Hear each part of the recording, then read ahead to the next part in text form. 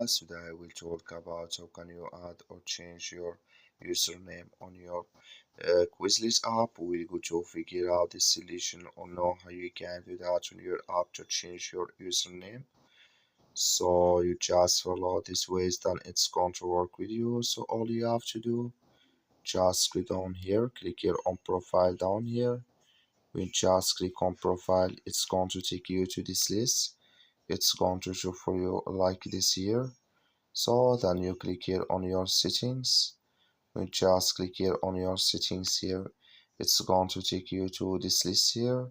Then you click here on your username. You just click here on username here. So then it's going to show for you like this here.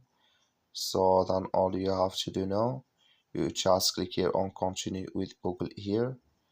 So then here it's going to take you to this list, and here add your username here. You click on save, then it's going to save with you. That's all you have to do. Thank you for watching. Don't forget to support us by like and subscribe.